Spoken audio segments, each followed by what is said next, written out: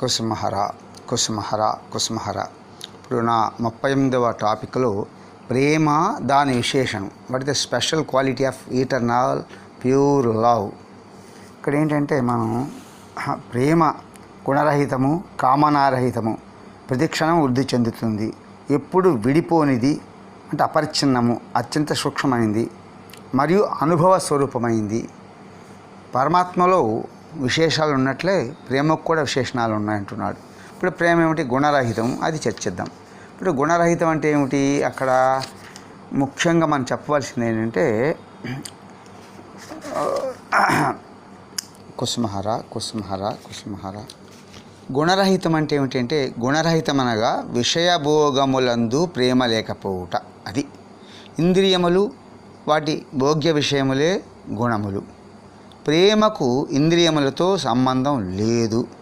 కళ్ళతో చూడకనే, చెవులతో వినకనే, చర్మముతో స్పర్శించకనే మనసులో ప్రేమ కలుగుతుంది. అది ప్రేమ ఎవరి హృదయంలో ఉంటుందో వారిని చూస్తేనే లోకులు ఆనందిస్తారు, తృప్తి పడతారు. ప్రేమ రసము, ఆసనము, అమృతము, రసాయనము, మధువు ప్రపంచాన్ని మర్పిస్తుంది. ప్రేమామృతం జీవుని అమరునిగా చేస్తుంది అంటున్నాడు. అట్లాగే మరి ఇక ఈనాడు ప్రేమ చాలా తుచ్చ విషయం అయిపోయింది. ప్రేమ లక్షణాలు తెలుసుకోవడానికే ఈ సూత్రంలో వివరంగా చెప్పారు. ధనాన్ని చూస్తే ప్రేమిస్తే, రేపు ఆ ధనం పోతే ఏ కారణం చేతనైనా ఈ ప్రేమ కూడా పోతుంది. విద్యను చూసి, బుద్ధిని చూసి ప్రేమిస్తే ఏ దుర్ఘటనలోనైనా తలకు దెబ్బ తగిలి స్మృతి భ్రష్టమైతే ఇది ప్రేమ కూడా పోతుంది. సో సద్గుణములను చూసి ప్రేమిస్తే దుర్గుణములు చూసి ద్వేషిస్తారు అని చెప్తున్నాడు. కాబట్టి ఇక్కడ ఏమిటి? సో ప్రేమ గుణరహితము. గుణమును స్వభావమును తెలిసి ప్రేమ ఏర్పడదు. స్వభావం తెలిసి ప్రాపంచిక మానవులు ప్రేమిస్తారు. నేను బొంబాయిలో ఒక సేటు గారి ఇంటికి వెళ్ళాను. వారందరూ విచారంగా ఉన్నారు. వారి కుమారుడు ఒక అమ్మాయిని చూసి వివాహం చేసుకున్నాడు. కానీ తరువాత ఆ అమ్మాయికి మసీచుకం వచ్చి అందం పోయింది. ఆ అమ్మాయిని వదిలివేసి ఆ పిల్లవాడు ఇంకొక ఆంగ్ల ఇండియన్ అమ్మాయిని వివాహం చేసుకున్నాడు. అంటే ఆ అమ్మాయి ముఖ సౌందర్యము వంటి రంగు చూసి వివాహం చేసుకున్నాడు అన్నమాట. మరి అతని ప్రేమ బహిర్ముఖం, అంటే కామమే కదా. అలాగే పేపర్లో నేను ఒక వార్త చదివాను. యూరప్లో ఒక సజ్జనుడు ఒక సుందరిని చూసి మోహితుడే ఆమె వెంట పడ్డాడట. సరే ఆ అమ్మాయిని క్లబ్లో చూసి కావాలని ఆమెతో పరిచయం చేసుకున్నాడు. ఆమె అంగాంగం పూడుతూనే ఉండేవాడు. సరే ఆ అమ్మాయి ఒకరోజు అతనిని తన ఇంటికి ఆహ్వానించింది. వారింట్లో ఒక గదిలో కూర్చోబెట్టి, నీకు నా శిరోజాలు నచ్చాయా, నా దంతాలు బాగున్నాయా, అయితే వీటిని మీరు తీసుకువెళ్ళండి అన్నదట. అని తన కృత్రిమైన శిరోజాలు, దంతాలు తీసి బల్ల మీద పెట్టిందంట. ఆ సజ్జనుడు తల వంచుకొని నెమ్మది అక్కడి నుంచి పారిపోయాడట. మరి ఈ రోజుల్లో చిన్నపిల్లగే తలనెరుస్తూ ఉంది, 25 ఏండ్లకే పళ్ళు ఊడిపోతున్నాయి. కాబట్టి బహిరంగమైన విషయాలు చూసి కలిగిన ప్రేమ నిజమైన ప్రేమ కాదు. అలాగే ఈరోజు ఎవరైనా దానం చేస్తే ప్రేమించి, రేపు అదే వ్యక్తి ఏ విషయంలో లోభి అయితే ద్వేషిస్తాం. కాబట్టి ఈ విద్య, బుద్ధి, దయ మొదలైన గుణములు చూసి ప్రేమ కలగదండి. ఇంద్రియ విషయాల వల్ల కలిగే స్వభావం ప్రేమ కాదు కాదు కాదు. అట్లాగే మనం ఇంకా నేర్చుకోవాల్సిన విషయాల్లో అలాగే ప్రేమ కామనారహితం అంటాడు. తత్పదార్థములు గుణమును చూడకూడదు. తత్ అంటే ఏమిటి? ఆ పరమాత్మ అని. త్వం పదార్థములు కోరిక ఉండకూడదు. త్వం అంటే నీవు. కోరికయే ఆత్మను అపవిత్రం చేస్తుంది. కామి అయిన వాడు తనను చూసుకోక తాను కోరేవాడిని చూస్తాడు. పరమాత్మను కోరినచో పరమాత్మ ఎందే దృష్టి కోరిక కలిగి ఉండాలి. మరి మన వద్ద లేని దాన్ని మనమే కోరుతాం. కోరికలిగితే సంపూర్ణ స్విత్వం లేనట్లే, సంపూర్ణత్వం లేనట్లేక. ప్రేమ మార్గగామి అంటే ప్రేమలో కోరి పయనించే వారికి అంతఃకరణంలో కామం లేకుండా పోతుంది. అందుకే అంతర్గతంగా ఏది ఉంచొద్దంటాడు పద్యమైంది కూడా అరనాథ్. కామ్యము మురికి కాలువ వంటిది, ప్రేమ గంగాజలం వంటిది. ప్రేమ మనస్సును అంతర్ముఖం చేస్తుంది. ప్రేమ త్వం పదార్థమును పరిశోధించి శుద్ధం చేస్తుంది. నాది నాది అని తీసేసి ఇక నేను నీవు ఉంటుంది. మనలో భోగవాసన లేకుండా చేసుకోవడమే సాధకుని కర్తవ్యం. సో నిర్మల హృదయ విలాసమే ప్రేమ. కామ్యములను తీర్చుకుంట ప్రేమ కాదు. ప్రేమ లీలయే విలక్షణం. ప్రేమికుడు చాలా జాగ్రత్తగా ఉంటాడు. అందుకే అరణాథ్ కోరవద్దు, నన్ను పీడించవద్దు అంటున్నాడు. నామ నమ్మకూడదు అన్నాడు. మనం ఎదురుకు వ్యాసం చెప్పుకున్నాం, మళ్ళీ చెప్పుకుంటున్నాం. ఇది ప్రేమకు కామానికి గల తేడా గ్రహించడం చాలా కష్టం. భావనతో గ్రహించాలి, కానీ క్రియతో గ్రహించలేం. క్రియ అంటే ఏదో నీకు ఇచ్చాడు దానం, అది కాదు. ఇది భావన. ఆ కోరిక పట్ల లేదా ఇచ్చిన వస్తువు వెనకాలే ఉన్నది. శ్రీకృష్ణుని సుఖము కోరి గోపికలు వెళ్ళారు, కానీ స్వసుఖేచ్ఛ వల్ల కాదు. అంటే తాము సుఖపడాలని కాదు, కానీ శ్రీకృష్ణుడు ఆత్మారమహ అంటే సుఖస్వరూపుడు, సుఖాన్ని ఇచ్చేవాడు కానీ కోరేవాడు కాదు. అందువల్ల ఇద్దరిలోనూ కామం లేదు. అంటే ఏమిటి? గోపికలోనూ కామం లేదు, కృష్ణులోనూ కామం లేదు. అది సకామంగా కోరికను తీర్చుకోదలుచుకుంటే ఆ కామం ఇంకా ఎక్కువ అవుతుంది, తగ్గదు. నిష్కామం కలిస్తే శుద్ధ ప్రేమ, పవిత్ర ప్రేమ మొలకెత్తుతుంది. సో గోపికలు శ్రీకృష్ణుడు ఇద్దరు నిష్కామ స్వరూపలే, కామనారహితులే అంటున్నాడు. సరే, ఒకసారంట రాధాదేవుని ఎవరు అడిగారట, యశోదానందుడు దొంగవాడు కాదా, నువ్వు అతను ఎందుకు ప్రేమిస్తున్నావు? రాధాదేవి అన్నదట, శ్రీకృష్ణుని మనసు నాకు తెలుసు. మా ప్రేమను ఎవరు తెలుసుకోకుండా, నాకు అపకీర్తి రాకుండా, అతని లోకులు అమాయకుడు అనుకోవాలని అతను వెన్నం దొంగలిస్తాడు. అతను దొంగ కాదు. అంటే దీని అర్థం ఏంటంటే, ప్రేసి తన ప్రియులోని చెడు గుణాన్ని కూడా కప్పిపుచ్చి మంచిగా వ్యాఖ్యానించగలదు. కృష్ణుడు ఎటువంటి పరమాత్మ, అతను తల్లి భయానికి ఎప్పుడూ అబద్ధాలు చెబుతాడు అని ఒక వ్యక్తి భక్తునితో అన్నాడట. ఆ భక్తుడు బాధ భరించలేక కన్నీళ్లతో కలవలే ప్రవహిస్తుంటే ఇలా సమానం చెప్పాడట, నా శ్యామసుందరుడు ఎంత ఉదారుడు, ఎంతటి భక్త పరాధీనుడు, భక్తుని ప్రేమకు పరవశుడై అతనికి భయపడి అబద్ధం కూడా చెప్తాడయ్యా, అతనంతా భక్తి పరాధీనుడో కదా అన్నాడట. అంటే ప్రీతికి రీతిని రాలి కామనారహితం. చూసారా? కాబట్టి కామము అగ్ని, ప్రేమరసము కామాగ్ని వల్ల హృదయం మండిపోతుంది, కాలిపోతుంది. అక్కడ ప్రేమ మొలకెత్తదు. మనస్సులు కోరిక చేతనే వెంటనే ప్రేమరసం ఇంకిపోతుంది. అందుకని ఏ మాత్రం స్వా ఉన్న ప్రేమ పుష్పం వాడిపోతుంది అంటాడు. ప్రేమలో తృష్ణ ఉంది, దాహంలో ఉంది, కానీ కోరిక లేదు. ప్రేమలో శృంగారం ఉంది, అది మన స్వార్థం కోసం కాదు. కాబట్టి ఇక్కడ ఏమన్నాడు, భక్తి అనేది కామిని కాదు. ఇద్దరు వ్యక్తులు వంట చేస్తారనుకోండి, ఉదాహరణకు ఇద్దరు భగవంతుని నివేదన చేస్తారట. అయితే వారిలో ఒక అతను తన రుచి తన ఇష్ట ప్రకారంగా తయారు చేస్తాడు. రెండో వానిది ప్రేమ, మొదటి వానిది వ్యక్తిది స్వార్థము అంటున్నాడు. మేము పరమాత్మని కోసం ఏమీ కోరం, పరమాత్మ ఏం కోరం, పరమాత్మ నిష్కామంగా పూజించి మా కోరికలు ఇంకొక విధంగా తీర్చుకుంటామని కొందరు చెప్తారు. కానీ అదంతా బూటకం, అది నిజమైన ప్రేమ కాదు. హృదయ వైశాల్యం అంతకన్నా కాదు అది.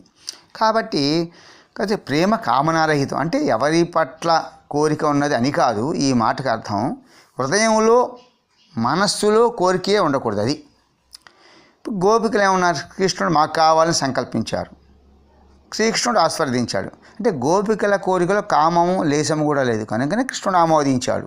కాబట్టి నా ఇందే బుద్ధి లగ్నం చేసిన వారి కోరికలు నన్నే కోరికలు కామము లేదు. ఎందువల్లంటే వేయించిన లేదా ఉడికించిన బీజం మొలకెత్తవు కదా అంటున్నాడు. కాబట్టి ఇక్కడేమిటి, సకామ పురుషుడి ద్వారా కామన పూర్తి కలిగిన సంసారం బంధహేతు అవుతుంది. శ్రీకృష్ణుని కోరినచో అది భోగించే తుచ్చమైన కోరిక కాదు. సో శ్రీకృష్ణుడు తన భోగ్య వస్తువు కాదు. ప్రేమలో మనను కృష్ణుని ప్రసన్నత కొరకు మధురముగా, సుందరముగా, పవిత్రంగా మార్చుకోవాలి అంటున్నాడు. ప్రేమ తగ్గిపోవటం అనేది ఉండదండి. కోరిక కోరినా తీరకపోతే నిరాశ కలుగుతుంది. కోరితే స్వార్థం ఎక్కువ, ప్రేమ తగ్గిపోతుంది. సో అవకాశం ప్రేమలో ఉండదు. ఎందుకంటే ప్రేమలో కోరికయే ఉండదు. దోష దృష్టి చేత ప్రేమ తగ్గిపోయే అవకాశం కూడా లేదు. ప్రేమ గుణములను బట్టి ఏర్పడదు. ప్రేమించే దృష్టికి తప్పులు కనిపించవు. నల్లడివారైనా మెల్ల కన్నులున్న తన పుత్రుడు ప్రతి తల్లికి అందంగానే కనిపిస్తాడు కదా. సో తల్లిది ప్రేమ దృష్టి, ప్రేమ దృష్టిలో స్నేహము, మాధుర్యము, రసము ఉంటాయి అని చెప్తున్నాడు. హరనాథ్ కుష్మరనాథ్, కుష్మహర కుష్మహర కుష్మ. చూడండి మరి ప్రియుని సంయోగ వియోగములలో ఏదో ఒకదాన్ని ఎన్నుకోవాల్సి వస్తే నేను వియోగాన్ని కావాలంటాను అంటారు. ఎందుకంటే సంయోగంలో అతను ఒక్కడే ఉంటాడు. వియోగంలో 3 లోకాలు అతని స్వరూపంగానే ఉంటాయి. సర్వే సర్వత్రా అతనే కనిపిస్తాడు. ఎక్కడ పడితే అక్కడ ఎదుగుతుంటారు, ఎవరిని పడితే అని అడుగుతుంటారు, చూస్తారు. అది కాబట్టి వియోగంలో విరిచే ప్రేమ మధురమైందని మరోసారి చెబుతున్నాను. ఒక మహాత్ముని ఒక వ్యక్తి అలా అడిగాడు, నేను చాలా కాలంగా నిరాకారోపాసన చేస్తున్నాను, నాకు తృప్తి కలగలేదు, ఇప్పుడు సాకారోపాసన చేద్దామనుకుంటున్నాను, నేనేం తప్పు చేయడం లేదు కదా. అందుకు ఆ మహాత్ముని ఈ విధంగా అంటున్నాడు, నిరాకారోపాసన వల్ల నీకు అసంతృప్తి ఎందుకు కలిగింది అంటే నీ మనసులోని కోరికను ఆ నిరాకారుడు ఇవ్వలేకపోయి ఉండవచ్చు. నిరాకారము సాకారము రెండూ కూడా ఈశ్వర స్వరూపములే, రెండూ మంచివే. నీవు నీ మనసులోని కోరికలను వాసన తుడిచివేయి, నిరాకుని ఎందుకు మారుస్తావు? అక్కడ మానవుడు ఏదో ఒక కోరిక చేతనే సంతమహాత్మను కానీ ఈశ్వరుని కానీ సేవిస్తాడు. కనుక వారికి సేవించిన ఫలితం మాత్రం కోరికయే లేకుండా అయిపోవాలి. పిల్లవాడు అజ్ఞానంతో చదువుకోవడానికి పాఠశాలకు వెళ్తాడు. వెళ్ళేందుకు వానికి ప్రతిఫలంగా అజ్ఞానం వదిలికి జ్ఞానం కలగాలి, కలుగుతుంది. ఇదే జరుగుతుంది. ప్రేమ విషయం కూడా అంతే. నీవు ప్రేమలో 2 అడుగులు ముందుకు వేస్తే సంసారం నీ నుండి కొద్దిగానైనా దూరం అవుతుంది. కాలం అనుక్షణం ముందుకు వెళ్ళినట్లే మన ప్రేమ కూడా అనుక్షణం వృద్ధి చెందుతుంది అంటున్నాడు. కాబట్టి అంటే ప్రతి క్షణం వర్ధమానం, అది ప్రేమ లక్షణం. ఏమిటి? ప్రతి క్షణం వర్ధమానం అంటున్నాడు. వర్ధమానం అంటే ఎలాగా? గంగ గోముఖుండ బయలుదేరినప్పుడు చాలా సన్నగా చిన్నగా ఉంటుంది. గంగోత్రి విశాలం అవుతుంది. హరిద్వారం చేరే వరకు చాలా విశాలమై కాలాలు కూడా వేరవుతాయి. అట్లా ప్రేమ ప్రతి క్షణం వర్ధమానం అంటున్నాడు. అట్లా ప్రేమ అపరిచ్ఛిన్నం అంటే అది చిన్నాభిన్నం కాదు అని కూడా అంటున్నాడు. అంటే ఏమిటి? జాగ్రత్తగా చూడండి. అవిచ్ఛిన్నం అంటే సంబంధములు, భోగములు, ధనములు, కీర్తిలో దేనిలోనైనా భేదం వచ్చినప్పటికీ, హాని జరిగినప్పటికీ ప్రేమను ఛేదింపలేవు. ప్రేమ బంధం తెగేది కాదు, అది అపరిచ్ఛిన్నం అంటారు.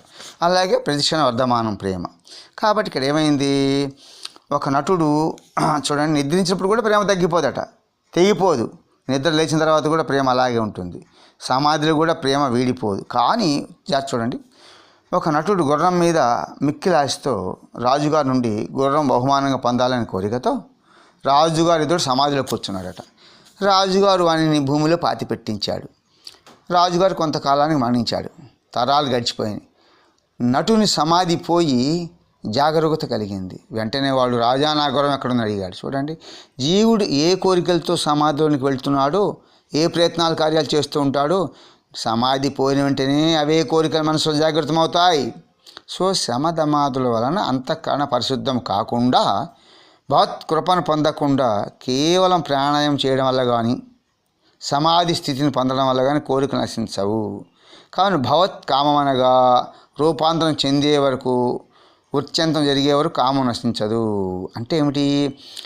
మన కోరికలు కృష్ణోన్ముఖం చేయాలి. మన కామం కృష్ణోన్ముఖంగా అయితే ఏమవుతుంది అంటే భగవత్తుని ప్రేమించండి, ఆయనను పొందే విధంగా మనం కామం కోరికలన్నీ కూడా ఉండాలి అంటున్నాడు. కాబట్టి ఇక్కడ ఏమంటున్నాడు? ప్రియుడు తానే వేరు చేయాలనుకున్నా చేయలేడు. శ్రీకృష్ణుడు తనను చేరవచ్చిన గోపికలను ఇళ్లకు తిరిగి వెళ్ళిపోమని చెప్పినప్పటికీ వారు నిరాకరించారు. వారు తిరిగి వెళ్ళడానికి రాలేదు. సంసార బంధాలు కలుస్తుంటాయి, విడిపోతుంటాయి. ఈశ్వరునితో సంబంధం ఎప్పుడు విడిపోదు. చూడండి, ఈ స్థూల శరీరాన్ని ఇక్కడే వదిలిపెట్టు. దీనిని ఎవ్వరూ తల్లిదండ్రులు పతి అయి ఉన్నారు ఉండని. నీవు సూక్ష్మ శరీరాన్ని సుందరంగా అలంకరించి భగవంతునికి అర్పించుంటే భావదేహం యత్భావం తద్భావతి. లోపల భావించగా నీ సటిల్ బడి ఏమవుతుంది? భావదేహంగా అయిపోతుంది అన్నమాట. విజులేషన్ వస్తుంది, ఒక ఎన్లైట్మెంట్ కలుగుతుంది అన్నమాట. ఈ ప్రేమలో మోక్షేక్ష అడ్డు కాదు. భక్తి చేస్తే ముక్తి లభించకపోవడమా జన్మ లక్ష్యం తెలుసుకో. జీవికి 84 లక్షల యోనుల్లో జన్మించాలి. భక్తి నిలిపేది ఏమిటంటే ముక్తి లభించకపోని ప్రభు స్మరణ, అతని ప్రేమ పోకూడదు. గొప్పవారి పిల్లవానికి తండ్రి ప్రతిరోజు కొత్త బట్టలు ధరింపజేస్తాడు. శరీరం జీవికి వస్త్రముల వంటివి, అవి వస్తుంటాయి పోతుంటాయి. పాత బట్టలు వదిలి కొత్త బట్టలు వేసుకోవడం లాంటిది జన్మ అంటుంది గీత. కాబట్టి ఇక్కడ ఏమైందంటే సూక్ష్మతరం ప్రేమ స్వరూపము చాలా సూక్ష్మమైనది. వృజగోపికలు బ్రహ్మను ఈ విధంగా ప్రార్థించారట, మమ్మల్ని మట్టిగా చేయవయ్యా, ఎప్పుడైనా కుమ్మరివాడు తవ్వి ఆ మట్టితో చిన్న పిడత చేస్తాడు. దానిలో నీరు, పాలు, పానకం పోసి ఉంటే కన్నయ్య దానిని తన చేతులతో పట్టుకుని తన అధరాలుగా ఆనిస్తాడు. మా జన్మధన్యము అనుకుంటున్నారట. చూడండి, భగవంతుడు 84 లక్షల బట్టలు కుట్టి ఉంచాడట. భక్తులు అంటాడట, ప్రభు నీవు ఏ వస్త్రం ఇస్తే అదే నేను సంతోషంగా స్వీకరిస్తాను. అందుకు మోక్షాక్ష కూడా భక్తునికి ప్రేమకు అడ్డు రాదు. నాకు మోక్షం వద్దు, నీవే కావాలి, ఎట్లన్నా పోటని ఎక్కడైనా పోటని నీ పాదరజములతో మమ్మల్ని చేకూర్చు అంటున్నారు.